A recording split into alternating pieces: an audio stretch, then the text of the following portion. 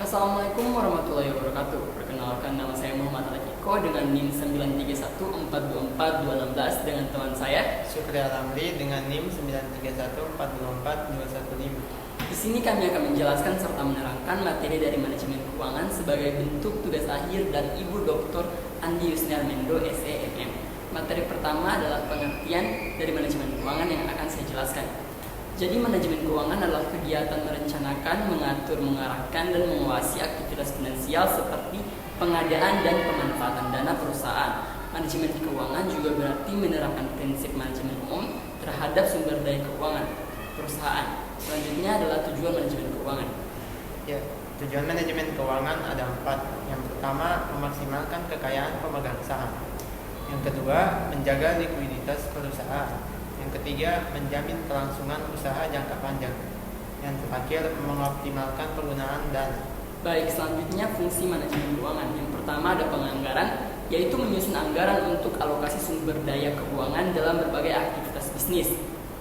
Kedua adalah perencanaan keuangan, melibatkan penentuan kebutuhan dan kebutuhan dana dalam jangka pendek maupun jangka panjang untuk mencapai tujuan bisnis. Ketiga ada pengendalian keuangan untuk mengawasi dan memastikan bahwa pengeluaran sesuai dengan anggaran yang telah direncanakan.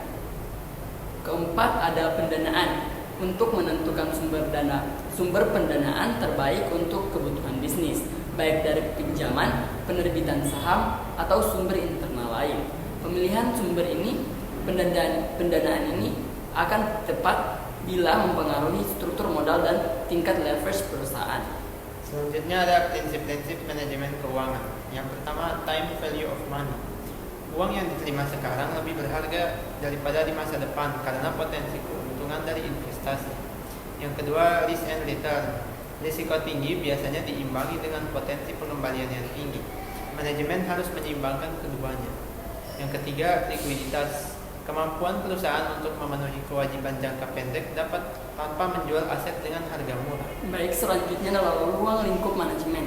Yang pertama adalah keputusan investasi, memilih dan mengevaluasi proyek atau aset yang akan diinvestasikan untuk memastikan return yang optimal dan strategi perusahaan.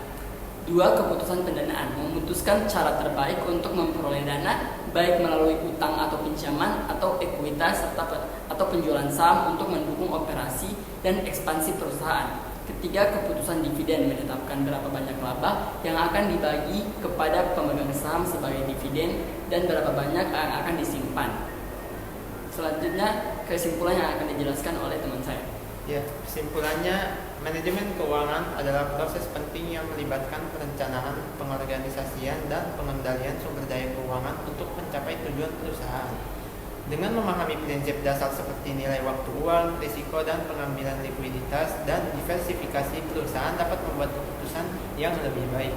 Nah, saya kira sudah cukup materi yang kami berikan. Semoga dapat menjadi pemahaman bagi teman-teman sekalian.